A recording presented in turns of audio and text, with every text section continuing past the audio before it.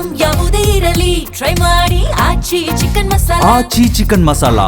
ನಾಡಿಗೆ ಅನ್ನ ನೀಡುವ ರೈತನ ಬದುಕು ಸಂಕಷ್ಟದ ಸುಳಿಯಲ್ಲಿ ಸಿಲುಕಿದೆ. ಮುಂಗಾರು ಮಳೆ ಕೈಕೊಟ್ಟ ಪರಿಣಾಮವಾಗಿ ಹೊಲಗಳು ಬರಿದಾಗಿದ್ದು, ಬೆಳೆ ಇಲ್ಲದೆ ಸಾಲದ ಹೊರೆ ರೈತರನ್ನ ಕಂಗೆಡಿಸಿದೆ. ಅದರಲ್ಲೂ ಕೂಡ ಯಾದಗಿರಿಯಲ್ಲಿ ಬರ ಇನ್ನಿಲ್ಲದಂತೆ ಕಾಡ್ತಾ ಇದೆ.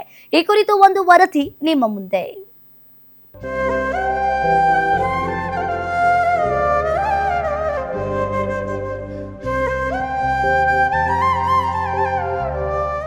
ಯಾದಗಿರಿ ಜಿಲ್ಲೆಯಲ್ಲಿ ಮೋಡಗಳು ಕಣ್ಣಾಮುಚ್ಚಾಲೆ ಆಡಿದ ಪರಿಣಾಮ ಹೊಲಗಳಲ್ಲಿ ಹಸಿರು ಮಾಯವಾಗಿದೆ. ಮಳೆ ನಿರೀಕ್ಷೆಯಿಂದ ಬಿತ್ತನೆ ಮಾಡಿದ ಬೆಳೆಗಳು ನೀರಿಲ್ಲದೆ ಒಣಗುತ್ತಿದ್ದು ರೈತರ ಬದುಕು ಅತಂತ್ರವಾಗಿದೆ. ಸಾಲ ಮಾಡಿ ಕೃಷಿ ಮಾಡಿದ್ರೂ ಕೈಗೆ ಫಲ ಸಿಗದೆ ಅನೇಕ ಕುಟುಂಬಗಳು ಸಂಕಷ್ಟ ಎದುರಿಸುತ್ತಿವೆ.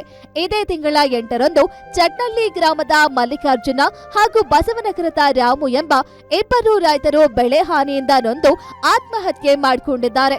ಕಳೆದ ಮೇ ತಿಂಗಳಿನಿಂದ ಇಲ್ಲಿವರೆಗೂ ಜಿಲ್ಲೆಯಲ್ಲಿ 9 ರೈತರ ಜೀವ ಬಲಿಯಾಗಿದೆ. ಈ ಮಳೆ ಹೋಗಿದೆ ಅಂತ ತಿಳ್ಕೊಂಡು ಯಾರೋ ಧೈರ್ಯ ಬಿಡ್ತಕ್ಕಂಥ ಪರಿಸ್ಥಿತಿಗೆ ಹೋಗಬಾರ್ದು. ಸರ್ಕಾರ ತಮ್ಮ ಜೊತೆಗಿದೆ. ದಯಮಾಡಿ ಎಲ್ಲ ರೈತರು ಧೈರ್ಯದಿಂದ ಇರಬೇಕಂತ ಹೇಳಿ ಕೇಳ್ಕೊತೀನಿ. ಸರ್, ಆತ್ಮಹತ್ಯೆ ಇಲ್ಲಿವರೆಗೂ ನಮಗೆ ಮೇ ತಿಂಗಳಲ್ಲಿ ಸುಮಾರು 7 ಕೇಸಸ್ ರಿಪೋರ್ಟ್ ಆಗಿದೆ. ಅದು ACR ಕಮಿಟಿಯಲ್ಲಿ ಯಾವುದು ಜುನೈನ್ ಇದೆ ಎಂಬುದನ್ನು ನಾವು ನೋಡ್ತೀವಿ. ನೋಡಿ ಅದು ಡಿಸಿಷನ್ ತಗೊಳಕ್ಕಾಗುತ್ತೆ. ಜಿಲ್ಲೆಯಲ್ಲಿ ಕೇವಲ 50% ಮಾತ್ರ ಬಿತ್ತನೆ ಪೂರ್ಣಗೊಂಡಿದ್ದು, ಹತ್ತಿ, ಭತ್ತ, ಹೆಸರು ಸೇರಿದಂತೆ ಹಲವು ಬೆಳೆಗಳು ಮಳೆ ಕೊರತೆಯಿಂದ ಒಣಗುತ್ತಿವೆ. ಬೆಳೆ ಇಲ್ಲ, ಆದಾಯ ಇಲ್ಲ, ಬ್ಯಾಂಕ್ ಸಾಲದ ಒತ್ತಡ ಮಾತ್ರ ದಿನದಿಂದ ದಿನಕ್ಕೆ ಹೆಚ್ಚಾಗ್ತಿದೆ. ಇಂತಹ ಸಂಕಷ್ಟದ ಹೊತ್ತಿನಲ್ಲಿ ರೈತರಿಗೆ ಧೈರ್ಯ ತುಂಬುವ ಕೆಲಸವಾಗಬೇಕೆಂದು ಮೃತ ರೈತರ ಕುಟುಂಬಗಳಿಗೆ ಸೂಕ್ತ ಪರಿಹಾರ ಹಾಗೂ ಸಾಂತ್ವನ ನೀಡಬೇಕೆಂಬ ಆಗ್ರಹ ಕೇಳಿಬರ್ತಿದೆ.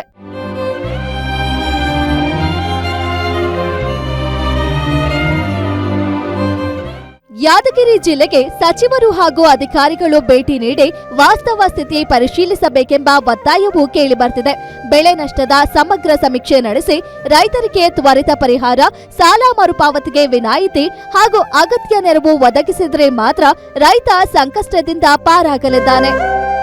ನಾಗಪ್ಪ ಮಾಲಿ ಪಾಟೀಲ್, ಗ್ಯಾರಂಟಿ ನ್ಯೂಸ್, ಯಾದಗಿರಿ.